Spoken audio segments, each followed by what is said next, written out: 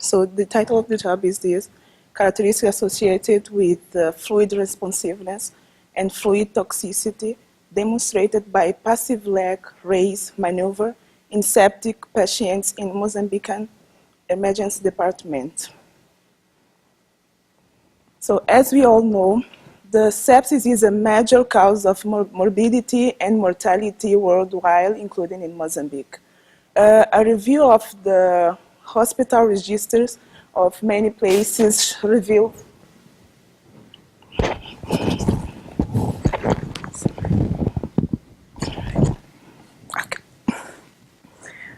that sepsis is rarely recognized as a diagnosis, and because of this, it is difficult to know the incidence and mortality due to sepsis, though it is likely to be high. We have so many patients there in Mozambique that many of them are admitted at our department or any other department with septic criteria, but they are not diagnosed at the beginning at this time in the hospital. Study conducted in Maputo Central Hospital in medicine wards by Mike Preciosi between 2012 and 2013 showed a mortality of 20% among patients hospitalized with fever. 77% of these patients enrolled, they were HIV positive. This is one of the main causes of that we put patients in the hospitalizations of patients in medicine wards in Maputo Central Hospital. There are few prospective studies on the impact of fluid resuscitation on mortality in HIV positive patients that present with sepsis. Some of these studies that have been done in Africa, we have some studies that we try to replicate. One of these we try to replicate in this study that we've done in Maputo Central Hospital was done in Uganda, where they recruited something like 383 patients admitted with sepsis. And each study showed in-hospital mortality rate of 27%. So there is known that ill and aggressive fluid resuscitation and appropriate antibiotics have been shown to improve mortality, but there are some studies that have been done recently that show that in resource-limited countries suggest that over-hydratation of the patient is perilous in these circumstances, and some of these studies show that one of the factors that is associated with this low responsiveness and toxicity to fluids is related to HIV serostatus. Passive leg, this is one of the maneuvers that we've done in this study. It mimics something like 300 and 3 by 500 cc balls. And there's one tool that is available in resource-limited areas to guide fluid responsiveness. As you know, we have we don't have access to hemodialysis, we don't have access to PVC in many places in Mozambique. So this can be like a maneuver that is simple to do in our condition. So we piloted this, the use of this maneuver as a tool to gauge adequacy of resuscitation, like fluid responsiveness, and risk of response of respiratory difficulty with further fluid administration, that we call it fluid toxicity, in the emergency department of a public hospital in Maputo, in Mozambique. This was a prospective descriptive cohort study. The participants were all adult patients who were suspected of sepsis, severe sepsis, were presented to Maputo Central Hospital Emergency Service and were hospitalized with sepsis. Some of these patients, they were recognized by the treating team, and some of them, they were recognized by the study team. This is our hospital, the emergency department. And the criteria for the inclusion in this study were adults with more than 18 years. There was suspected infection according to the treating team, and they had 2 or more of the following sepsis criteria. Temperature more than 38 or less than 36, heart rate more than 90, respiratory rate more than 50, than 20, leukocytes count more than 12 or less than 4, and systolic blood pressure less than 100. The exclusion criteria are these ones. And for this part of the study, we did the passive leg maneuver on non-intubated patients without ascites, because it can, this was another criteria for exclusion criteria for the passive leg maneuver on this patient, but many of these patients, they were included in the sepsis study that we have done with this. This is a part of the results of a study that we are conducting there. So what we did was check the blood pressure, the heart rate, and the oxygen saturation in the patient seated, like with 90 degree. We stay like 5 minutes, and then we take blood pressure, check the blood pressure, the heart rate, and oxygen saturation. After that, we put the patient like 45 degrees, and then we wait 5 minutes. I can say that many times we didn't have this bed, and we were pulling the legs of the patient by 45 degrees. And then after 5 minutes, we recheck the blood pressure, the heart rate, and the oxygen saturation.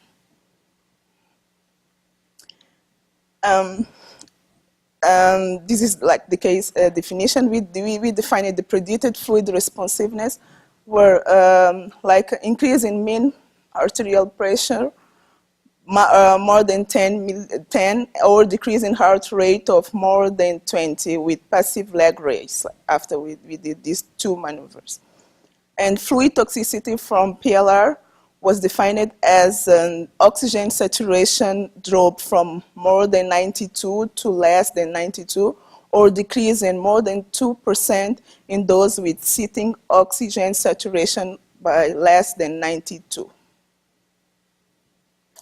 The statistical methods with chi-squared analysis of fluid responsiveness and fluid toxicity versus the age, the sex, the HIV serostatus, fever, MAP more than 65, the heart rate more than 100, oxygen saturation less than 92, respiratory rate more than 30, or prior fluid administration for more than 1 liter, because there were some patients that were coming from other hospitals and they have previous than the fluids.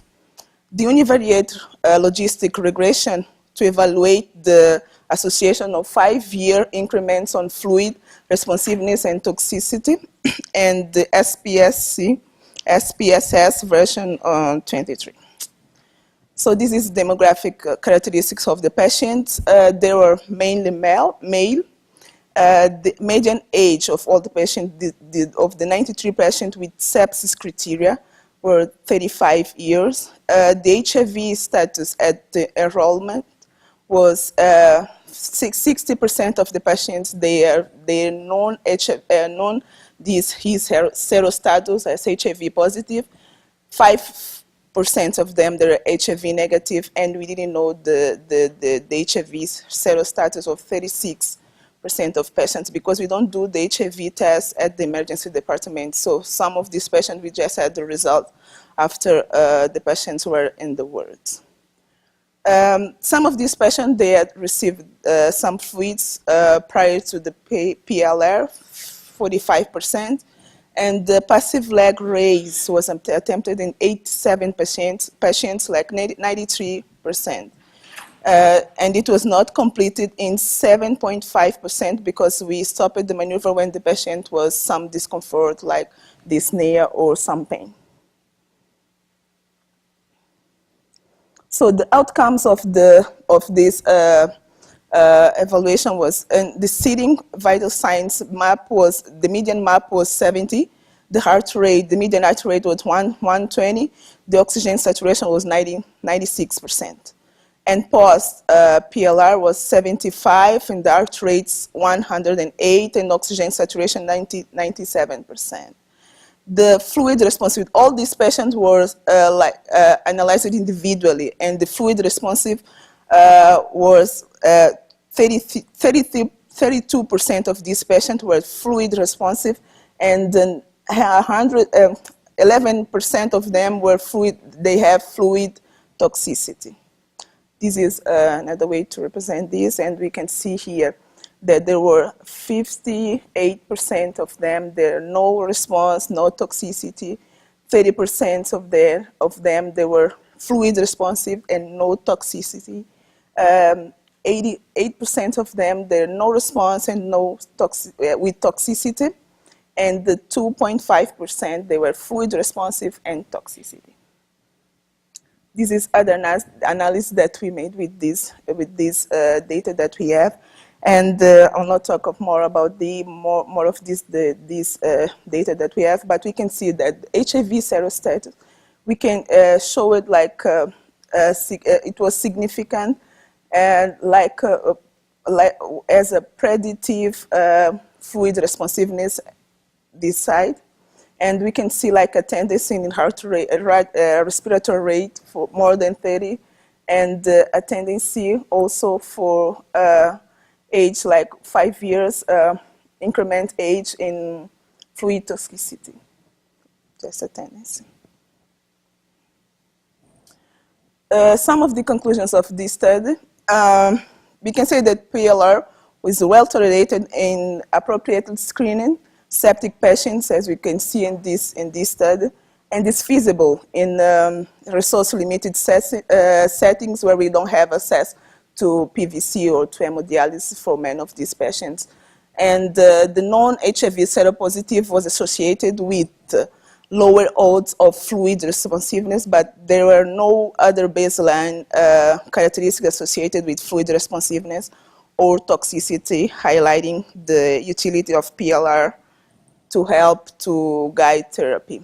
This is a part of a study. We have more data from this because this was just for 1 year, and then we done like for 1 more year we have some more patients, and maybe in another occasions we'll have a chance to present all the results that are very interesting of this study.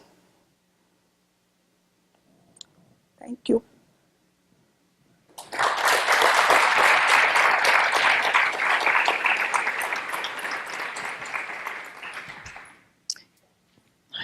Dr. Lucia, thank you so much for bringing to us this topic that is new in Mozambique and certainly will help to better manage our clinical management of our patients. So now I will open for discussions and some questions. Thank you. Were the results of each patient's trial of leg raising used in their management at all? In other words, were the ones who were judged to be fluid responsive given fluids, and those who appeared to have toxicity not given fluids in the same way? So I didn't understand the second question.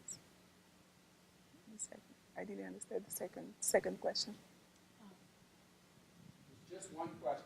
Okay. How were the results of each patient's trial used in their clinical management in the intensive care unit? Okay.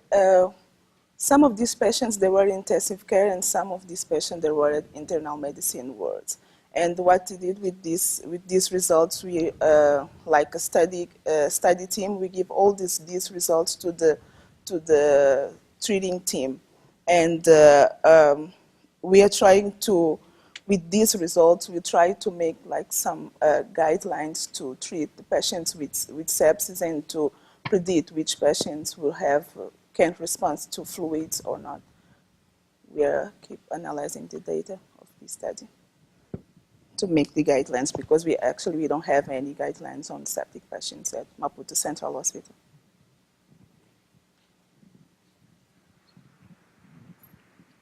Thank you. Okay, you can, please. Just a quick question. Can you comment on the pediatric? You had a significant difference in the under 5s, and I wasn't sure. Can you comment a little bit about that? No pediatrics. No pediatrics in these. No pediatric patients. Okay, thanks. No pediatric patients. We still have some time. She was able to keep on her presentation on schedule, so please, we can take more questions.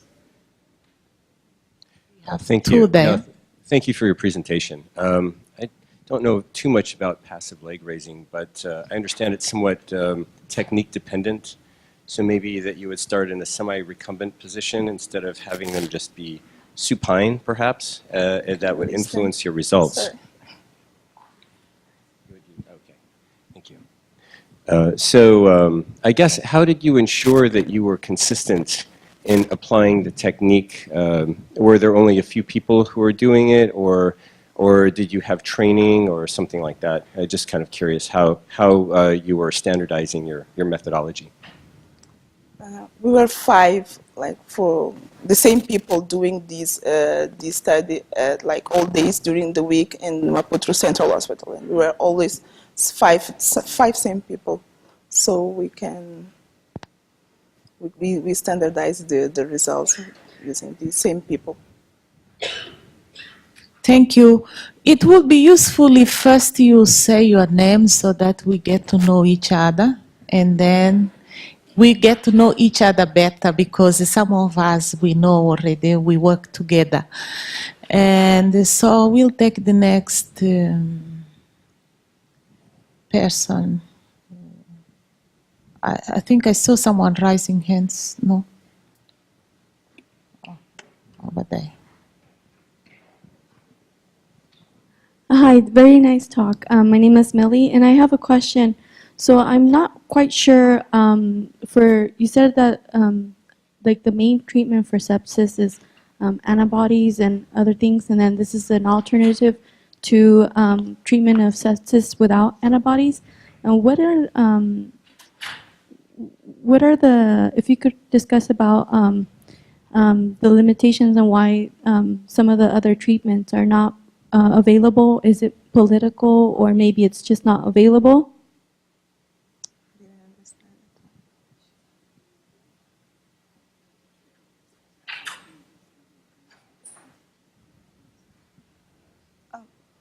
Okay, there is some difference in like the type of antibiotics that we have. They're likely different, and sometimes we have to start the antibiotic treatment without like cultures and some blood tests that are needed to start to guide the treatment. And about the fluids, okay, we have these available for all the patients, but the problem is the antibiotics, and sometimes it's the place to put this patient with sepsis. Many of them, they have to stay in medicine wards because we don't have so many space at ICU.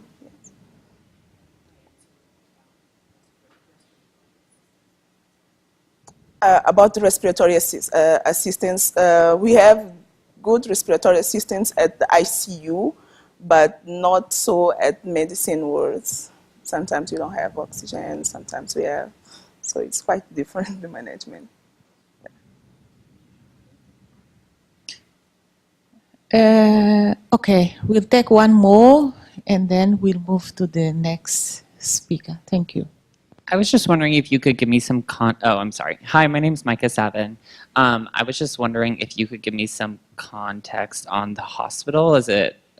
What individuals are visiting there? Is it similar to what we have in like safety net clinics here, or what population would really go there? The population at our hospital, is that you want to know? They're coming from like all the places. They're coming from the city. They're coming from the like suburban areas that are outside Maputo Central Hospital because it's the referral hospital. So they are different. We have most of the patients are HIV positive. So, but it's mixed.